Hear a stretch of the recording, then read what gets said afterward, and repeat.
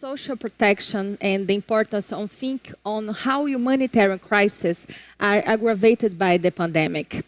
Nous allons maintenant entendre un professionnel qui est à l'avant-garde de la lutte pour la dignité humaine.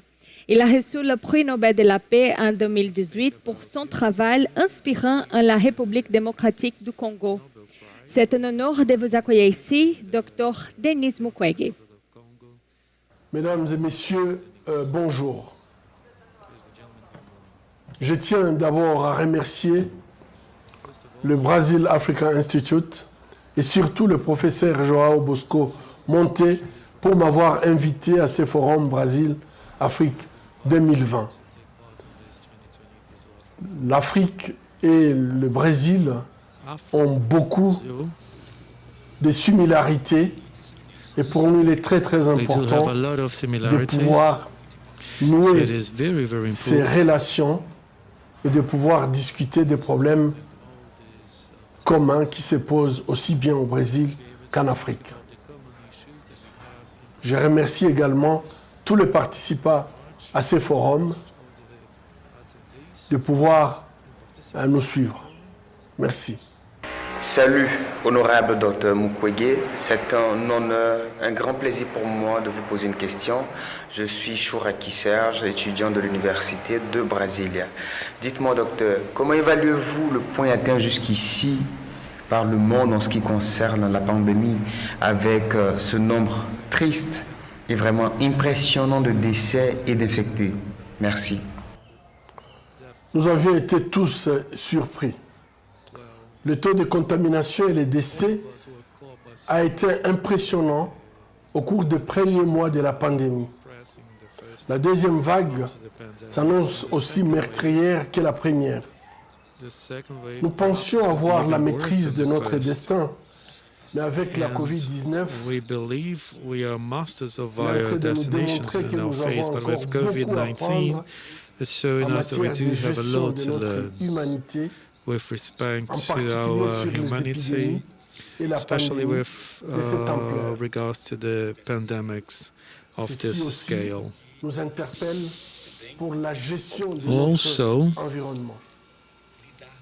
we need to better deal with the environmental issues. Our world has reached the point that we have to rethink our projections and the way that we manage our resources.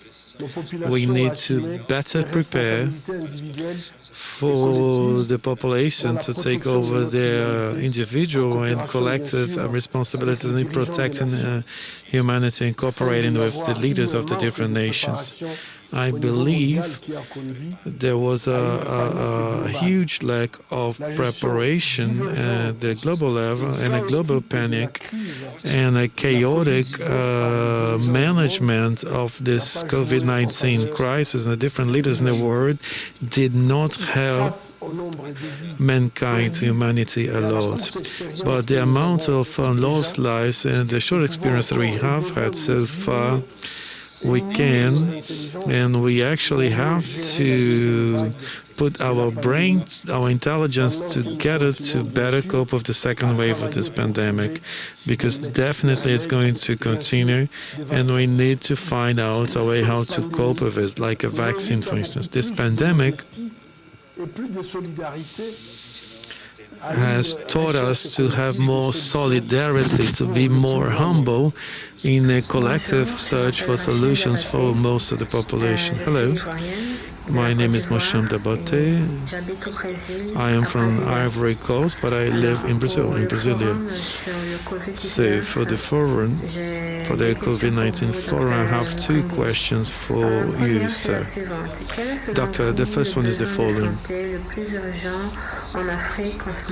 What are the most emergent health needs in Africa now? And second, Dr. Mukwege, how has the pandemic impacted on work at the hospitals, providing and delivering your medical services to the victims of sex violence during the pandemic as well? Well, the medical needs, the most emergent needs in Africa now are related to malaria, We have hundreds of thousands of deaths in 2018, according to the WHO, and 94% of these deaths concentrated in Africa. And children represent about 70% of this death row. Therefore, we are used to malaria as a disease, but we must never forget that this carries on devastating our societies. And the diarrhea diseases is still an important morbid mortality factor. And the WHO, HIV and AIDS has a very high rate in Africa.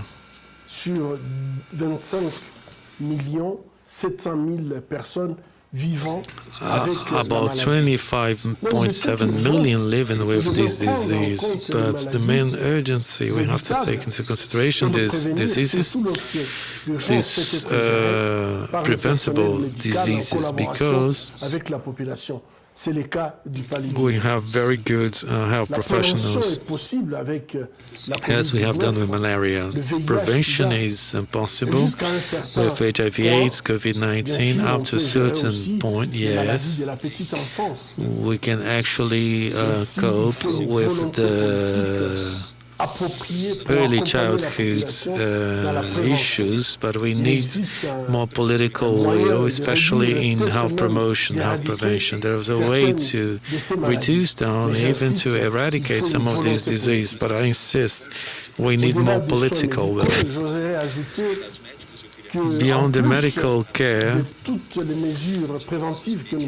beyond all these preventive measurements that we can adopt, we need to work towards world peace with a sine qua non condition in the struggle against disease in our continent. Because when we don't have peace, even if we do the whole prevention, the displacements of population make a lot of people ill, so without peace, it is impossible to concentrate on development and health. But pandemics, the COVID-19 pandemic, caught all of us by surprise. We are very concentrated on this pandemic because actually there was a limitation in different displacements, so all of our concentration was concentrated in this pandemic. But we had to face the issues regarding the lack of infrastructure in the first weeks of the pandemic, and the first wave really hit us very strongly in the beginning of the year. So we had panic and a lot of toxic bad information sources, which led the population to distrust the health systems. And obviously the sex violence victims suffered even more because they were isolated to avoid the circulation of people. The victims had no longer access to hospitals to receive the necessary care. So fortunately, but it's always difficult to explain, we were not as impacted in Africa like in the rest of the world, because with inadequate infrastructure, Africa, everybody was actually forecasting a humanitarian catastrophe in Africa. But nowadays, we do not have a response why Africa was not as impacted as the rest of the world. And in a younger population, perhaps, in our continent, so we still have to study and learn how to do a survey to better understand this phenomenon, to find out why Africa was not as impacted, as hit as other continents with respect to COVID-19. In Congo, for instance, so far we have very few cases, some 11,000 cases cases up to now, and some 3,400 deaths, and 1,140 deaths in the world. So obviously the figures change every day, but on the other hand, COVID-19 is less devastating than Ebola, for instance, with pretty much more than 200,000 deaths in Congo due to Ebola, or even some massacres of armed groups. It's even worse than COVID-19, actually. An example, the Human Rights Office in the United Nations that fired hundreds and hundreds of people being massacred every day due to wars.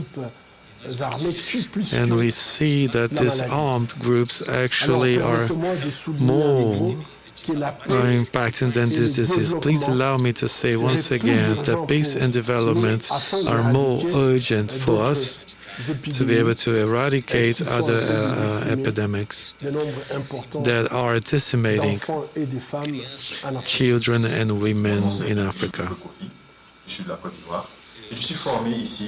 I'm from Ivory Coast, but I am now going to University of Brazil to in mechatronics. So I'd like to thank you for the opportunity and congratulate your doctor for the Nobel Prize. So, Doctor, generally, how did the humanitarian crisis, how should it be approached actually, globally? La pandémie de Covid-19 nous a amenés tous à nous remettre en question. We need to ask ourselves a question, actually. To fight against humanitarian crisis facing the current pandemics, in my humble opinion, because I believe it's just an opinion, the world has to reconcentrate its resources. The leaders who have the responsibility over the people need to review the investments in the health, sanitary, and equipment, and people's training that visibly are everywhere during the pandemics. Also, says world collaboration. It's to isolate nations. Seems to isolate nations because they're fighting by their own, with their own means, trying to find their own solutions. However, the best way to approach this pandemic and mostly the humanitarian crisis is trying to collaborate and with all solidarity possible. Before the second pandemic wave, nations should have been organized better for better management of the pandemic. Obviously, we've had emergence initiatives for example, face mask production. People took it seriously. Many companies transformed or totally redesigned to produce face masks. And we search ways to research and to produce, to distribute vaccines, and also to build a better awareness upon the population, to restore the belief in the leadership to face this crisis. The humanitarian crisis amongst the pandemic crisis are overwhelming because people lack of resources in many ways. Many countries, they saw their economies to drown in because of the pandemic, and they decided to trust only themselves. Each one decided to revise their priorities over the others. So this pandemic crisis calls us for solidarity, for a re-centralization of the resources, Il in the most severe humanitarian crisis we have ever seen.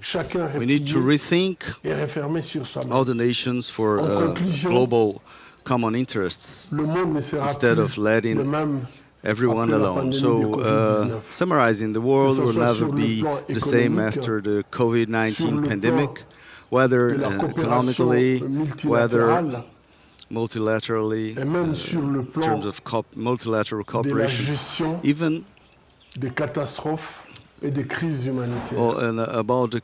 Even with all the plans for the catastrophe and the humanitarian crisis. We all must